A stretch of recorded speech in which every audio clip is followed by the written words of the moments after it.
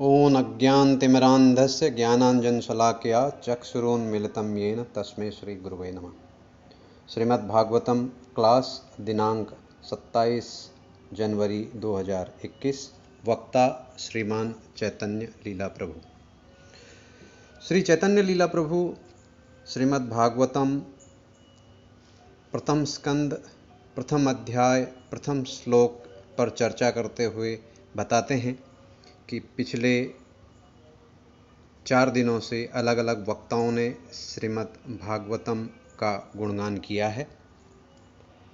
वे आगे बताते हैं, चाहे कितना भी गुणगान किया जाए इसकी पूर्णता को समझना मुश्किल है, क्योंकि भगवान का एक नाम अनंत है। इसी तरह उनकी लीलाएं भी अनंत हैं। चैतन्य चरितामृत में कृष्णदास कविराज गोस्वामी बताते हैं कि भगवान की लीलाओं की तुलना सागर से की जा सकती है। हमारे लिए उसकी गहराई नापना मुश्किल है। सिर्फ किनारे पर रहकर उसकी सतह को स्पर्श किया जा सकता है। बताया जाता है, श्रील भक्ति सिद्धांत सरस्वती ठाकुर ने इस पहले श्लोक पर 1 माह तक चर्चा करी। हमें प्रभुपाद का ऋणी होना चाहिए कि उनकी कृपा से यह हम आसानी से कर पा रहे हैं। हम जितना श्रीमद् भागवत के नज़दीक जाते हैं तो कुछ चीज़ें होती हैं, जैसे कृष्ण भावना में रहने का तरीका मालूम पड़ता है। श्रुति और स्मृति ब्राह्मण की 2 आँखों के समान होती हैं। प्रभुपाद बताते हैं कि चाहे कोई शास्त्र में निपुण न भी हो, लेकिन यदि वह गंभीरता से भक्ति में लगे रहे तो कृष्ण उसकी सहायता करते हैं। कभी कभी जो चीज़ें हम रोज करते हैं उन्हें हम हल्के में ले लेते हैं। हमें इस बात का खतरा होता है, इसलिए हमें रोज अपने आप को इसकी महत्ता की याद दिलानी चाहिए। जैसा कि हमने सुना है, श्रील व्यासदेव ने अनेक रचनाएं की, फिर भी वे संतुष्ट नहीं थे। जब नारद मुनि ने उन्हें बताया कि आपने अभी तक भगवान का उचित गुणगान नहीं किया है, यही आपकी असंतुष्टि का कारण है। इसी वार्तालाप के बारे में चैतन्य महाप्रभु ने जब प्रकाशानंद सरस्वती जी से चर्चा की तो बताया कि कैसे व्यासदेव ने श्रीमद् भागवतम का शुभारंभ किया है।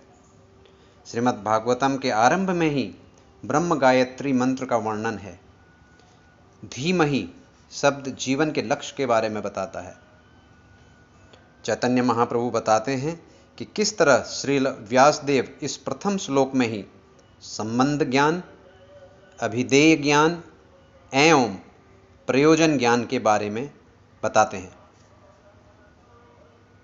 व्यासदेव स्वयं हमारे लिए एक सीख दे रहे हैं कि देखिए, मैंने इतनी रचनाएं की फिर भी मैं संतुष्ट न हुआ, इसलिए देखो अब मैं किस पर अपना ध्यान लगा रहा हूँ। यदि हम सब उसी तरह श्रीमद् भागवतम पर ध्यान लगाएं तो हमें भी उसी तरह की संतुष्टि मिलेगी।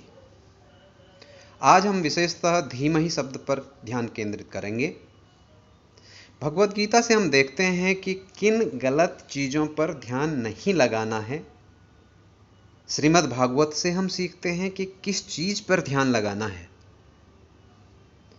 मन हमारे इंद्रियों पर नियंत्रण करने वाली लगाम के समान है, इसलिए हमें यह ध्यान देना आवश्यक है कि हमारा मन किस तरह इंद्रियों पर नियंत्रण कर रहा है, क्योंकि जीवन की अंतिम उपलब्धि इसी बात पर निर्भर करती है। क्या हम उन बातों पर ज़्यादा ध्यान दे रहे हैं जो मौके हमने गंवा दिए, या उन बातों पर कि जो हम कर सकते हैं। प्रभुपाद भगवत गीता में बताते हैं कि यह आवश्यक है कि हम अपने मन की गति पर ध्यान दें, अन्यथा आत्म साक्षात्कार होना असंभव है। प्रभुपाद आगे बताते हैं कि ज्यों-ज्यों हम भगवान के बारे में ज़्यादा से ज़्यादा श्रवण करते हैं, हमारा मन उन चीज़ों में नहीं लगता जो कृष्ण से हमें दूर ले जाती हैं। वैराग्य का मतलब क्या है? भौतिक वस्तुओं से दूरी, कृष्ण की तरफ लगाओ। इससे आध्यात्मिक संतुष्टि मिलती है। इसे परेश अनुभव कहते हैं। धीमहि का यही मतलब है। हमारे ध्यान की वस्तु क्या होनी चाहिए? जब मैं स्वयं कृष्ण भावनाव्रत में आया तो मुझे भी पता नहीं था कि श्रीमद् भागवतम क्या है। ध्रुव, प्रहलाद इत्यादि के बारे में कुछ सुना था, गोपी, वृंदावन इत्यादि। कृष्ण के से जुड़ने के दो मुख्य फायदे हैं। जीवन में जब भी तूफान आते हैं तो हम अपने आप को दृढ़ पाते हैं और अंत में भौतिक भवसागर से पार कर जाते हैं। व्यासदेव आगे बताते हैं कि कृष्ण ही क्यों हमारे ध्यान के केंद्र होने चाहिए।